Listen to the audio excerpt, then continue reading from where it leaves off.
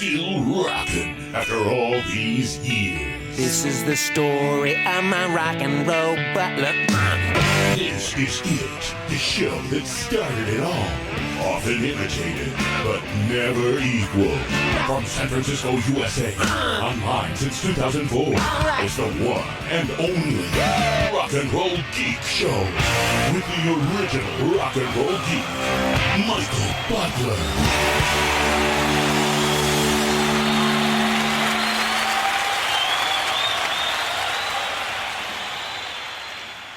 Ira Blacker, thank you for coming on the Rock and Roll Geek Show. I really appreciate it.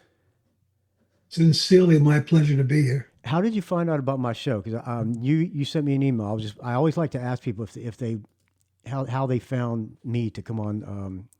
Why did you want to come on this little podcast here? Basically, what I do, because I've always been a very efficient and organized business person. Mm-hmm.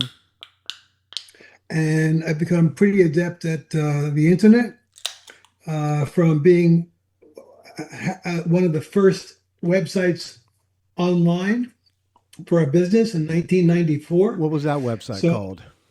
That was called pbdink.com. It's now defunct. It was my printing business. It was a national business. I was the broker. And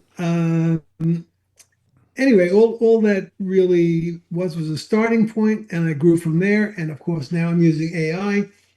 So my trusty friend ChatGPT, when I have a question, so I don't have to search a million websites, I use them, and it scrubs the web in 5 seconds. So it's I posed the questions. What was the question that you asked?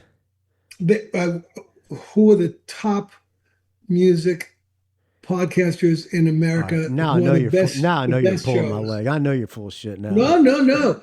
You came up pretty high near the top. Believe how about me. that? I'm in the Podcast Hall of Fame, if that means anything, if you care. But it told me you were very important, and therefore I wanted to be on your show. Well, that's nice of ChatGPT to say that. I really appreciate it, ChatGPT. Yeah. Does your ChatGPT have a name? Because I call mine Mrs. Beasley. No, but when it screws up, I take out all my venom on it. I curse. You can see a lot. Then she if you read some of the stuff. She doesn't answer your questions after that. It does. The only good thing about it is that it's emotionless, so that never takes offense. Yeah, exactly. So she suggested you come on the Rock and Roll Geek Show. That's nice. That's nice. I appreciate it. Well, anyway, thank you for coming on. For people who don't know, by the way, your book is called "Once a King, Now a Prince: The True Tale of Family Dysfunction, the Mob, Sex, Drugs, and Rock and Roll." And I finished it this morning. I had gotten to like 90% done, and I finished it today. I thoroughly enjoyed it, and thank you for sending it to me. I really appreciate it. So for people who don't know, as you know, this is a rock and roll podcast. So for people who don't know, I will say what I know, and you tell me if I'm wrong or not. Sure. You weren't a manager, so to speak. You ran a booking agency. I actually was both. I started as a manager, and then the Ruggiero brothers in a club called the Gingerbread when I was in college down in Greenwich Village. They were part of a couple of guys. I think they were members of the Gallo Gang, and really nice and funny guys. They hit me with this final comment when the band I had there, which was unique and wonderful for its day, who else do you have? The minute they said that, I evolved from a manager to an agent, and I went out and I picked up a bunch of other groups. And that's how I segued into to the music business. So you booked the bands at these guys' club. Yeah. Yeah. And I was an agent. My company was American Talent International, with artists like ZZ, the Eagles, Rod Stewart and the Faces, Savoy Brown, Deep Purple, yada, yada, yada. And then when I left the agency business, I went into management with my first act, which was Rush. And then I became purely a manager. How did you find Rush, or did they find you? Well, it's a short, long story in that a gentleman by the name of Ray Daniels was having trouble with one of my agents who worked for me. I was no longer booking so to speak, at that point. I was handling the artists as a responsible agent. I had hired help that did all the calling out to the club owners and the concert promoters. And one of the arrogant little guys who worked for me wouldn't take the guy's call. So he called me to whine and he said, "Can you help me? I can't buy acts from your agency." Now, my father and his family were all Canadian. So I always liked Canada. I had an affinity for it. So I figured, all right, I'll deal with you. So he came, I started selling him acts for his the Victory Theater. His name was Ray Daniels. Um, Somewhere along the line thereafter, he came by my office and he said, "I want you to hear something. I'm looking for help with this act." They were Rush. It was a home pressed album on a home based label, and he set up a performance in a local bar, which was what they were doing at the time, playing bars. And I went to see them, and I was impressed enough. I mean, that at that stage in their career, um, they reminded me of a Zeppelin clone. Right. They were more Not of a as good. hard rock band than they are now. Now they're down. Now they're. I guess Now they're they're considered progressive. prog. Yeah. Right. Yeah. Yeah. So at the point, to me, I said, "Hey, here's a band I can make some money with." Hmm. What made you So I think that? Because flew. you like the songs? I like the overall sound. I was looking for somebody to manage anyway. They were in the right time in the right place. Ray made me an offer I couldn't refuse. I flew to Toronto, signed a deal to become the co-manager, which I became, and basically I did all the work. Huh. I did all the day to day, everything, made all the decisions. I engineered the plan that got them the record deal with Irv Steinberg. It's funny. One of the things, years later, when you get back into reviewing your history, if you Right. will, Yeah. is you read what other people thought about what you did, who you were, so on and so forth. And there was a fair amount of accuracy. Rush mentioned me in their Getty's book. Mentioned in a number of areas, liner notes on the first album, so on and so forth. There was in Wikipedia had some mention of me, but it was never quite accurate and never credible. Um, I did a thing which I was always, I think, a step ahead, and I had a buddy called John Scher. John did two things. He was a promoter in New Jersey. He was the Bill Graham of New Jersey, Uh if you huh. will. Yeah. And he also had an import house. He imported rock music on European labels that were not released in America. Hmm. And at that point, which is also how I found Kraftwerk, I was occasionally scouring those same music bins myself, looking for the next thing. So John did me a favor, and I asked him to do the following. If any record companies call you and ask you how the Rush import is doing, and it wasn't being imported anyway, but he was to say, it's a blowout hit. It's the, Huh. it's the Of course. biggest import I have. Right. Also, you So were he did friends with that. this record store guy, and people actually called him and asked him, huh? Yeah, he was more than a record store. He was a distributor Okay. of import albums, a fairly big one. So he all over the East Coast and Midwest. His stuff was in their stores. Secondly, I got a hold of WMMS Radio, Donna Halpern. They were playing a little bit of Rush at the time. Although if you hear Donna tell it in Wikipedia, she broke Rush. She All right. discovered Rush. Uh huh. This is what I mean about the Right. all the Yeah. bows. It's the same way I made the deal with Irving Steinberg, the president. I was the head of my company. Irving was just the head of his company. We dealt as equals. I had no reason to deal with his A&R people or anybody beneath him. And nobody had the authority to make the powerhouse deal other than him anyway. So I then got Donna to jump up from lunar rotation, which meant the occasional evening airplay, into heavy rotation during the day. I then put them on a bunch of dates with Savoy Brown, with Kiss, with other bands that I represented because I can control who was on the bill. And the next thing, I approached Erwin Steinberg, uh, president of Mercury Records, now Phonogram or whatever the latest incarnation is, and said, Erwin, here is the deal of a lifetime for you. We made a deal. It was major money, and it became a major first release for Mercury. So that's the story. So it's funny how things get twisted over the years when nobody is speaking for you and you're not speaking for yourself, because I was well out of the music business at that point, and everybody had the latest version of who signed the band, who hit the home run. Did Getty give you credit for discovering them, or did he give you any credit at all? I heard they sue you? No, I sued You them. sued them. Why? Oh, they Yeah. fired you, right? In your book, you said they fired you. Did Well, they fire you? yes. Well, it wasn't them. The band really had no say. Right, or manager, Uh, whatever. I was not really great at managing myself, so to speak. I was great at managing them, not myself, because I wasn't kissing their ass, getting close to the band. I was dealing through Ray at all times. Ray and Vic, who Ray also fired, would go on dates, and the promoters would say, "This is not me blowing it out my hoo-ha. This is what promoters would say," and it Right. was part of what was stress, quote unquote. The greatest thing you ever did was get a hold of Ira Blacker to make him co-manager, because I had a knack of doing things a little different. My tours were always the best in the business.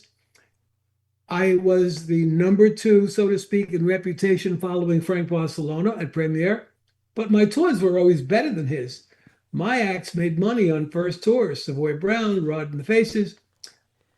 English bands were losing their ass touring America, not my bands. So this would just piss them off. And then finally, when I left ATI, I guess they figured, well, and I can't blame them in a way. Part of their thinking must have been, hey, he left, and now what do we do?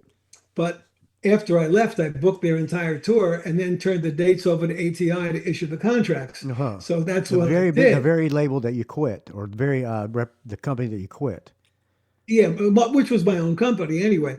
So I get a letter one day in the mail from Ray, his attorney, saying,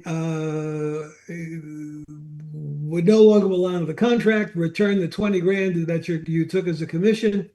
Blah blah blah. 2 years later, their attorney is sitting, because there was some kind of partnership or business relationship with the attorney, sitting in front of the judge, and the judge waves a contract in front of his face and says, "What is this?" "Oh, that's a contract." "That's right. That's what we call a contract.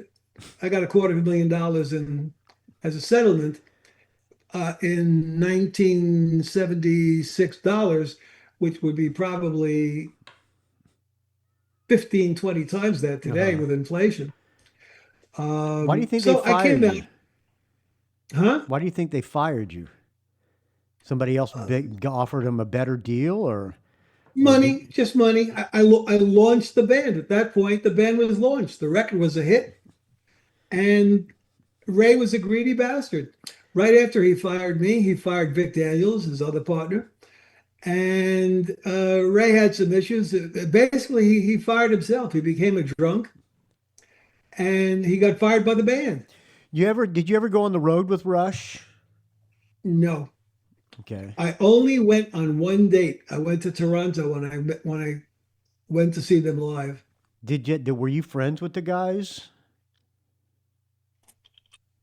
Only to the extent that their tour manager, Howard Ungerleider, got the job because of me. I put him into that job. And it was, I write a lot of blogs following the book. And if the book takes off, the blogs become the sequel. It's all there, but for an editor. Right. And one of the blogs I wrote was an in-depth, detailed story about Rush and Howard. When I ran into him in the band, and this is in the book, at Polydor Records, because I was there at other business, I was managing a different band, and I saw them in a room in a conversation. I went to say hello because, hey, I got Howard the job. Howard used to work for me for a couple of years at ATI. I launched the band. I was entitled at least to hello. Right. I didn't sue them. They didn't sue me. The lawsuit was by and between the contracted parties, which was Ray Daniels, Vic Wilson, and Ira Blacker. It had nothing to do with Rush. So they were not even dragged into it, period. They would not even look at me. And I found that extremely hurtful after what I did, after the moves that I made to launch a career. They had this reputation of being like super nice guys, don't they? Yes, but they just, wouldn't even look you I'm in not the saying eye. they were bad people. I'm not saying they were bad people. I just think they didn't know how to act at the time. And they were shielded from all the information by Ray. Ray was an evil bastard. That I can't put it in any other fashion. You say you represented You represented Rod Stewart and the Faces. You represented Savoy Brown. Did you manage those bands too, or did you just? When I left, no. Billy Gaff managed Rod and the Faces. Interestingly enough, Rod asked me to manage him once. We were both on a vacation in Bermuda, and my reply was, because that was who I was. I had ethics, despite what people think of, folks in the music business. Right. I said, hey, Billy's a friend. If you ever fire him, I'd be interested. But I can't do that to Billy and just replace him when he's still your manager.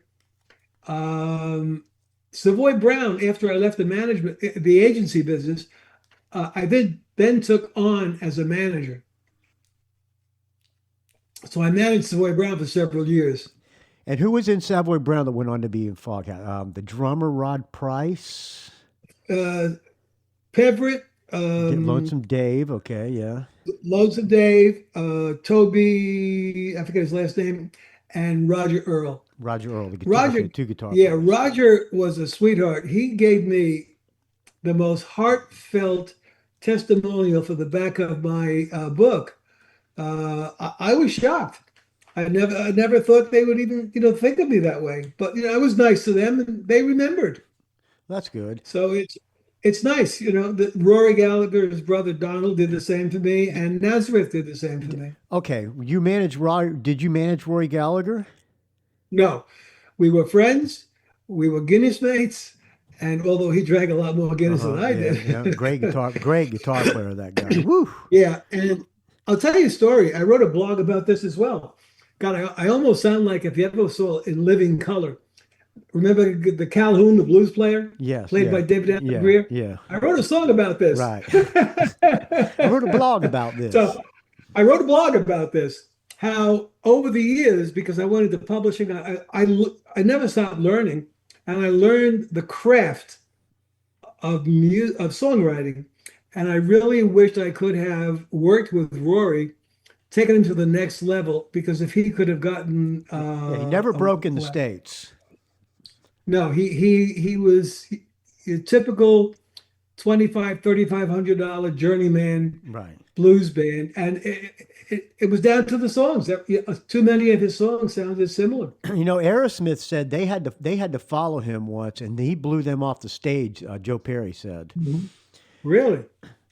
You managed, so you brought in Roy Gallagher. And you said Nazareth wrote a testimonial about you. And Nazareth is one of my top three bands of my favorite bands on the face of the earth.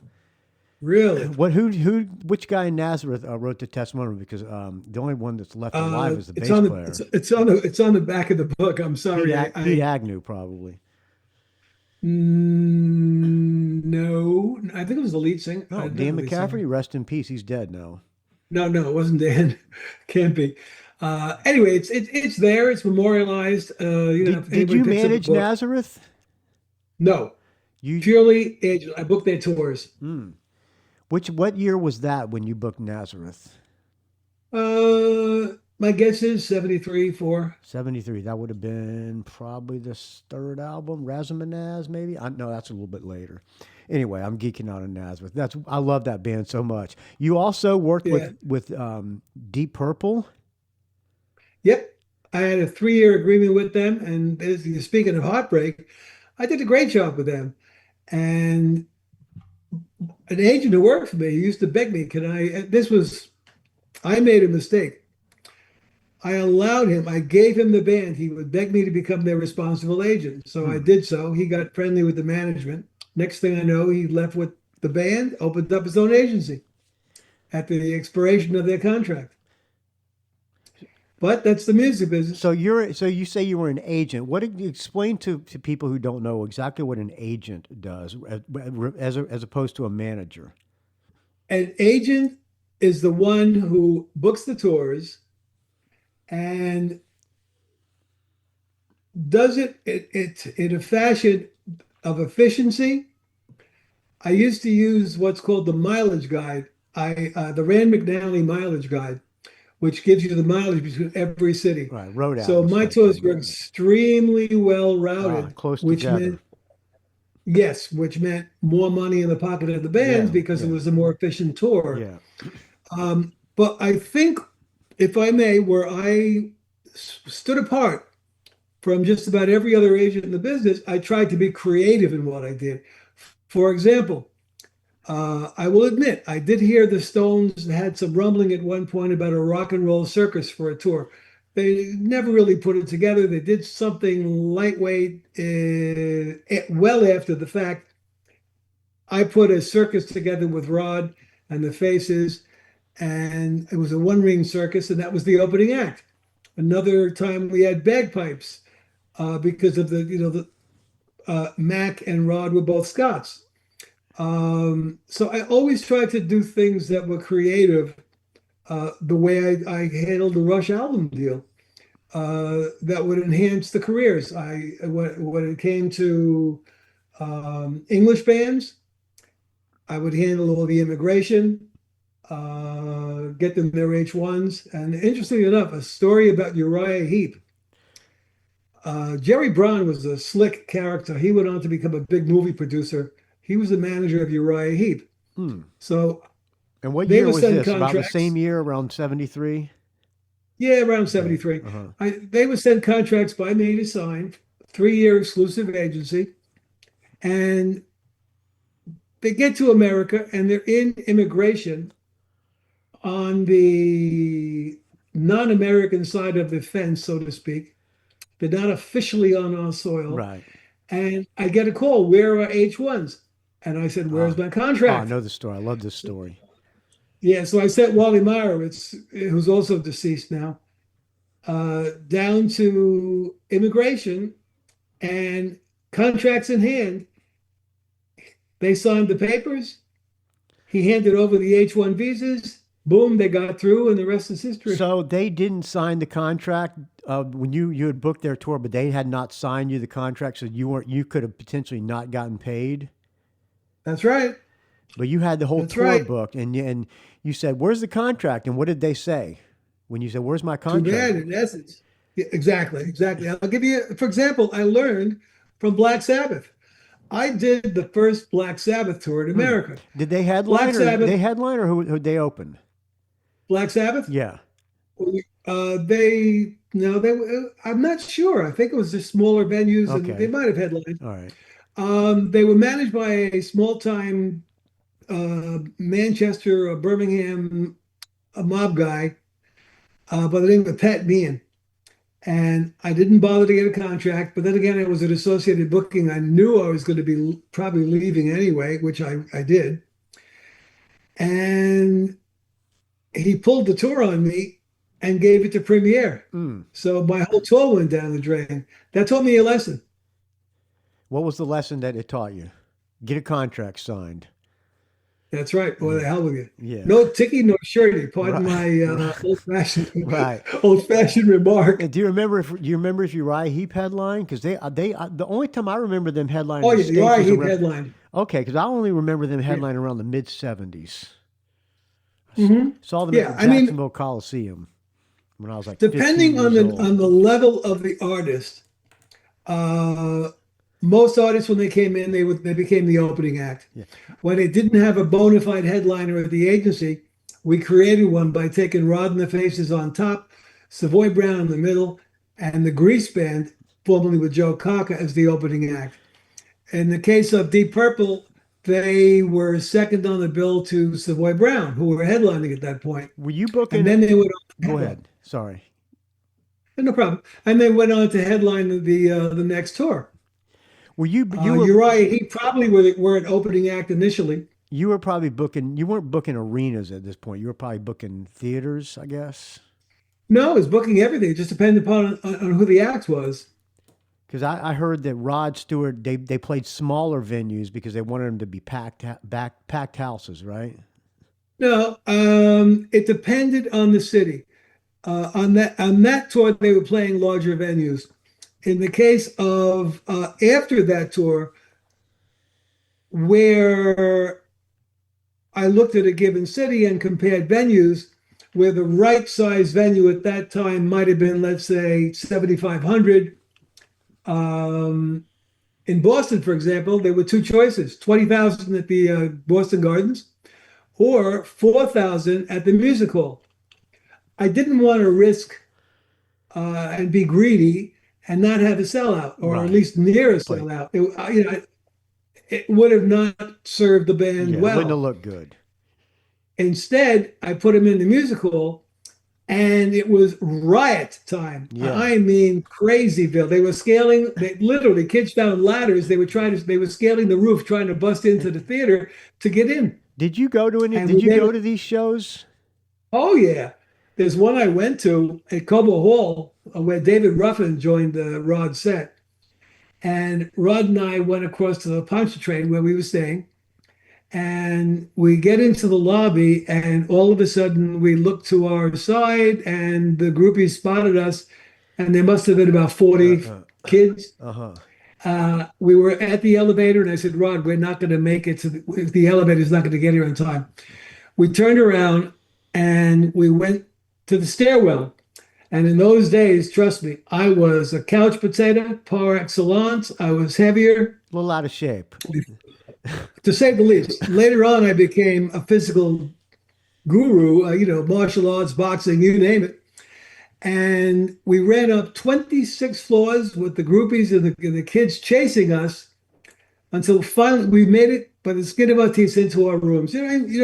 It's possible you could be hurt because when you deal with a large crowd who are coming after you, anything could happen.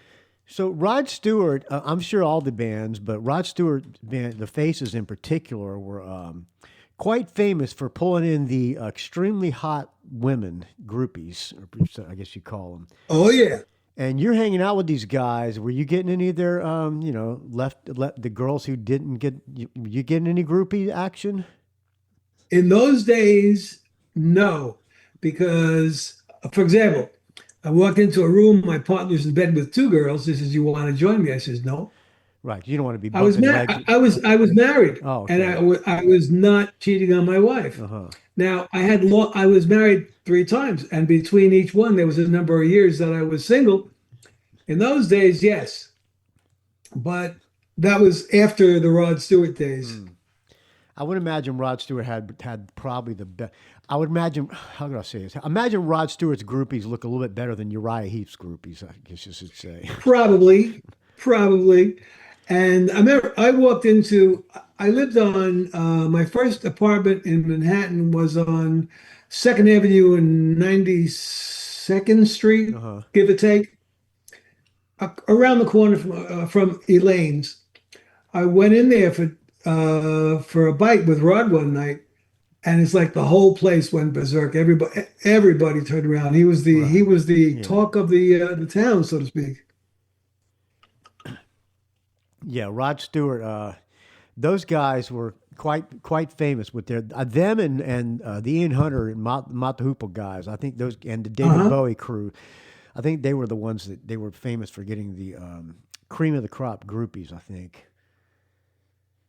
Oh yeah, So you absolutely. So you worked with Savoy Brown, Keith Emerson. Was that Emerson, Lake and Palmer? No, He was with a band called the the Nice. Nice. That's pre Emerson, Lake and Palmer, right? Exactly. That was when I first joined the music business, working for Joe Glazer at Associated Booking, and the Nice was an early signing. So you mainly worked with bands from overseas, not U.S. No, acts. not true. I tended to love going to England. I basically brought mainly, I wouldn't say but I did bring literally half the British bands that came to America Huh. So in the they kind of 60s or 70s. they kind of have you to credit for their success because these bands wouldn't be successful in the United States unless they toured the shit out of the United States. Back then, you had Oh to yeah, I tour. mean, so Savoy Brown meant nothing in England. And you know what was shocking? I originally, when I was at Associated Booking, did a tour for Small Faces, Itchy Park Small Faces, before Rod Stewart, when Marriott was in the group. Right.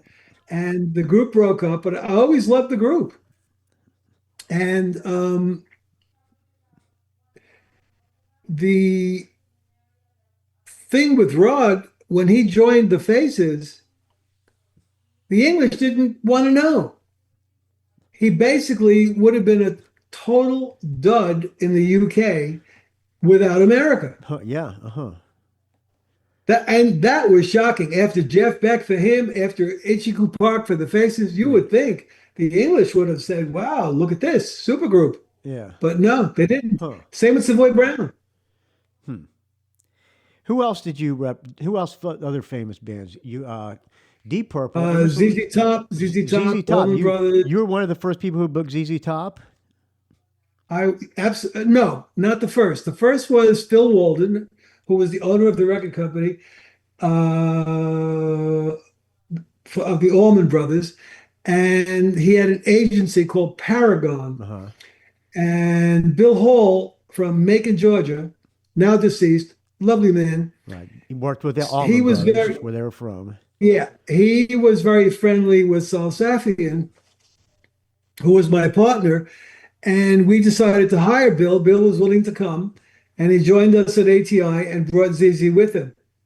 And I'll tell you, ZZ, and I don't know if you know this, but Bill Ham, now deceased, ZZ's manager, used to work at London Records. He was a sales rep for London Records, where Savoy Brown was. So if you could imagine why he liked the sound of ZZ and where ZZ got some of their influence from, it was early Savoy Brown. Especially with Chris Yulden. Chris Yulden was when he was in the band, that was the height of Savoy Brown. They never, ever got better, in my opinion. But I saved Bill's life once in Central Park. ZZ were playing an open-air concert, a freebie concert. They had these series at Central Park. And there was some gangbangers encroaching on the stage, trying to get on stage. Bill Ham saw this and goes over and, as the English would say, got kind of stroppy and was not too kind. And next thing I know, one pulls about an 8-inch blade, and it looked like he was going to slice and dice. Yeah, that story's also in your book. That's in my book. And I did some begging and shucking and jiving and literally saved his ass. Oh, there you go. How about that? Wow, you had how old are you? Now? Yeah. I'll be 84 this fall. 84. Congratulations. Wow. You're still kicking. You sound like you got all your faculties about you and everything. Oh, clearly. Are you married now? No. Single. 3 times was enough. Single at 84. I don't know if I want to.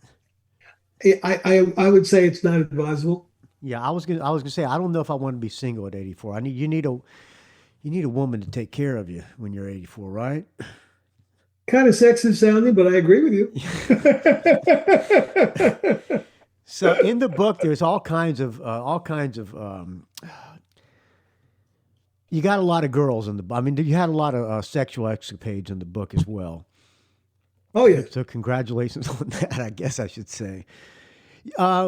we're almost out of time, Ira. I'm so sorry that we have to cut it short. But you also, your half sister is Ginger from Gilligan's Island.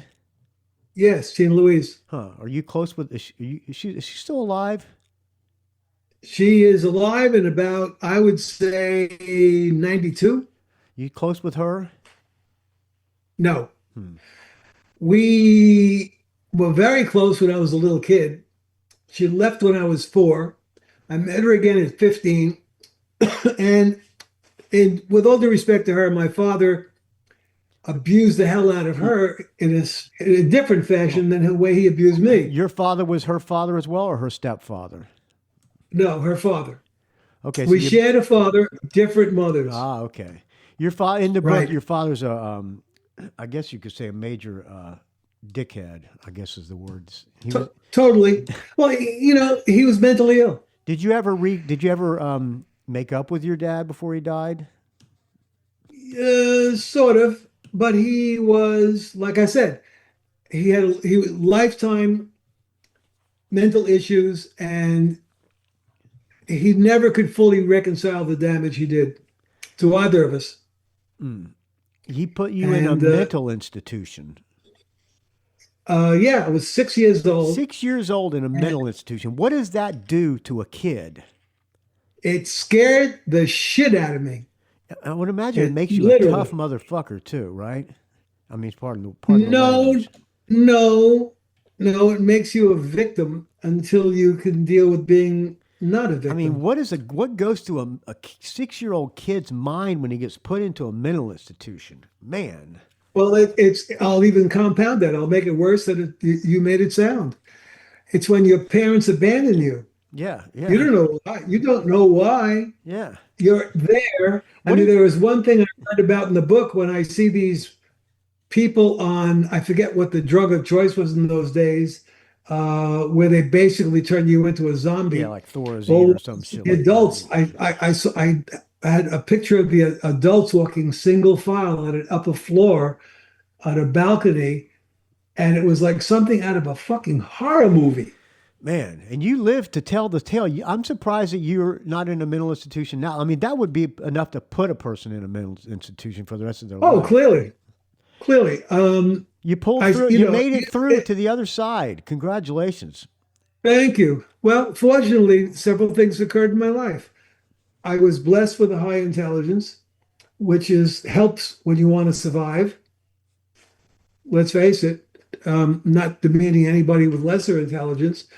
It allows you to, at least with a clouded mind, think things through with a little more efficiency.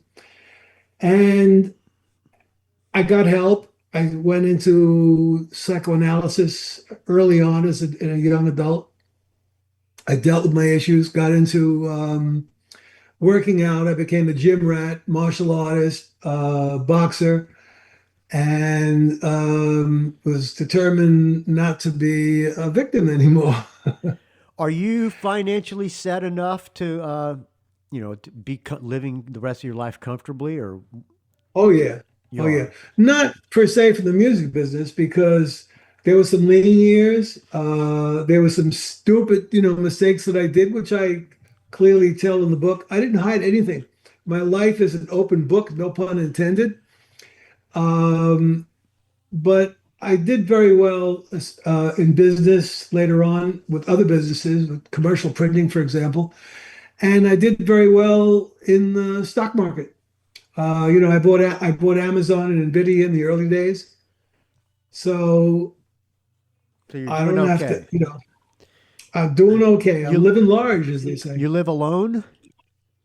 I live alone. Where are you living now? You living in Florida? Because you had I'm living in Florida, but I'm not living where typically people go. I'm living in the deep South. I'm living in Jacksonville, which is more like Alabama and Mississippi. I grew up in Jacksonville, Florida. Did you really? That's where I grew then up. You know.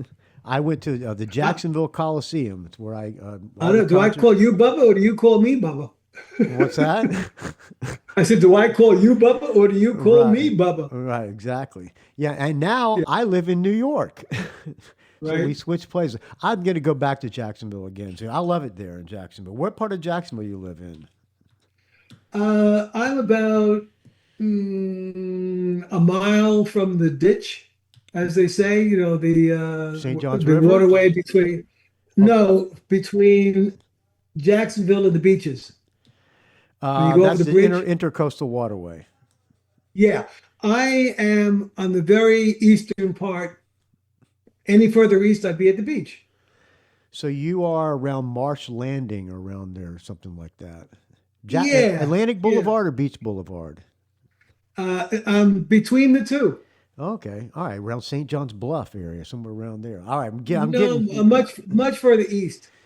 You know, I'm what I miss most about Jacksonville is one, the boiled peanuts, and two, the Gulf shrimp. You know, you're so lucky to. I don't know. Oh yeah, the Gulf Shrimp, yes. Man, But I gotta tell you, finally, after 4 years being here, a pizza place opened up. It's actually a chain huh? called Bronx House Pizza. It's Mm. good as anything I've ever had in New York, if Oh, not better. I will have to check it out And when I go back to bagels, Jacksonville. Bangin' Bagels, which Mm. is just opened up literally a block or two away. So finally, they're getting some good food. Italian food is a problem in this town, Yeah, though. yeah, yeah, yeah. Yeah, but there is a place downtown called La Chena, but I mean it's like Murray Hill, which is the opposite end Yeah, of the yeah, on world the for other me. I side, don't on like driving Riverside, at on the night. other side of the river. Exactly. There's Exactly. there's good Southern food in Jacksonville. There's good barbecue. There's good seafood. Boy, is there Yeah. good seafood in Jacksonville, man. Yep. There is. All right, Ira Blacker, thank you so much for coming on the Rock and Roll Geek Show. I really appreciate it. You doing this. Oh, it's one. You've lived quite the life. Yeah. Did you It put was the book? different. Did you put the book out yourself? I did. I had this thought. If I went through the major publishing houses and agent, that whole thing, it could have been a year before I nailed something, and then 2 years before they could put it Yeah, out. you could be dead by And the time the being thing in comes out. 83, did I want to be 87 when the book finally comes Yeah, out? you can't do interviews or anything by then, So possibly. exactly. So I did a deal with a company called Book Baby, and then shifted it over to KDP Amazon Uh-huh. because Book Baby wasn't cutting it. And I got to tell you something. If you think the music business is dirty, Oh, tell me about try it. the book business. Yeah, Ah, there's no money in books. nope, nope. If I told you what I've spent so far to sell what I've sold, it would be embarrassing. Yeah, Therefore, I'm not going to tell you. it's a labor. It's a labor of love. At least now you get most of the money. I listened to the audiobook as well. Did you hire the guy that read it? Because you didn't read it. Yes, Sanford Lee. He's a guy who had just started. I met him when he did his first podcast. He did a podcast with me. Very nice gentleman. And I've always been a loyal kind of guy, which has not always been the smartest business tack to take. But I believe in loyalty. And I let him do the narration, and he did a good job. Once again, the book is called "Once a King, Now a Prince," subtitled "The True Tale of Family Dysfunction, the Mob, Sex, Drugs, and Rock and Roll."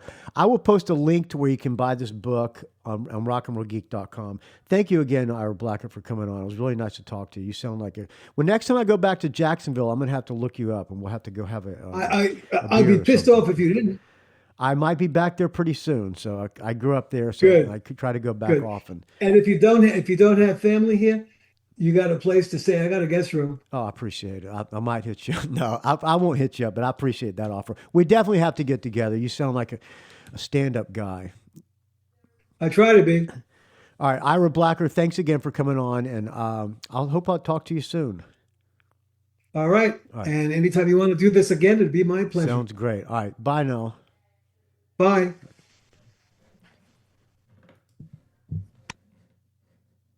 There you go, Ira Blacker, nice guy. The book is called the book is called "Once a King, Now a Prince: A True Tale of Family Dysfunction, the Mob, Sex, Drugs, and Rock and Roll." Go out and get it. Thanks, Ira Blacker, for coming on the Rock and Roll Geek Show. He didn't have to come on this little podcast. Thank you for listening, friends. rockandrollgeek.com is where you can find this show. Find me on the Facebook, R&R Geek. Find me on the Twitter, R&R Geek. Find me on the Instagram, Rock and Roll Geek. Don't ask. And thank you for the donations. Please keep the donations coming, because without your donations, this show would die a horrible, putrid, stench-filled death. Michael Street's pick for today, Dog Days of Podcasting, Day 12, is Little Feat. This song is called Old Folks Boogie. I'll talk to you tomorrow, friends. Thanks again to Ira Blacker for coming on the show. He was a great guy.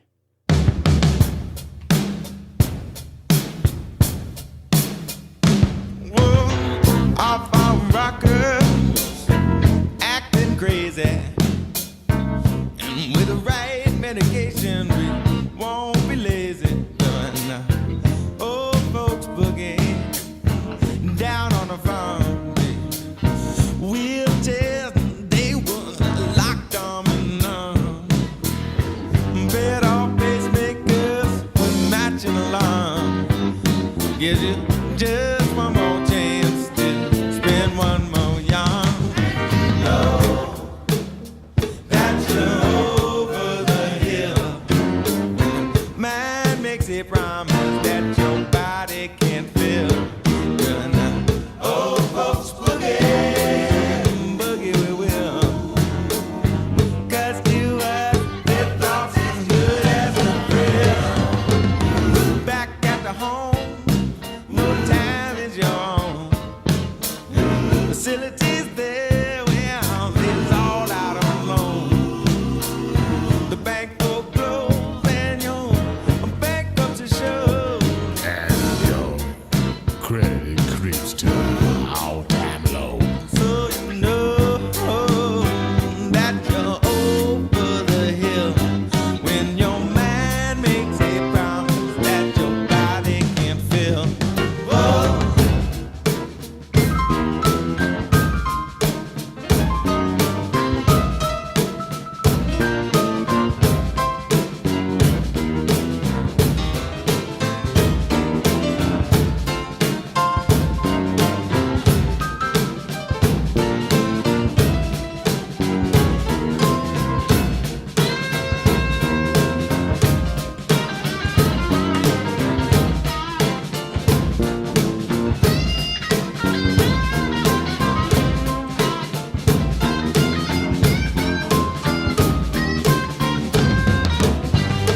Well, try and get a ride home.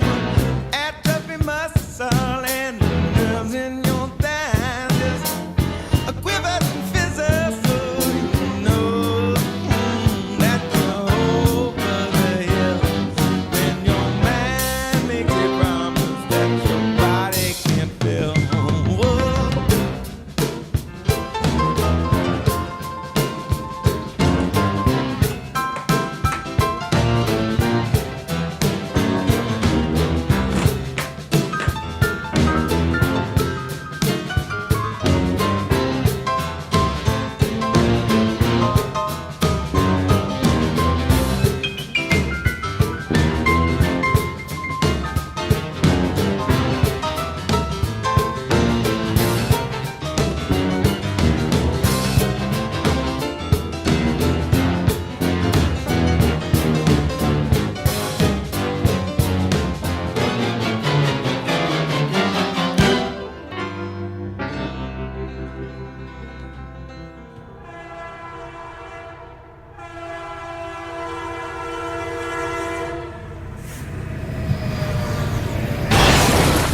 It's a rock and roll geek train wreck.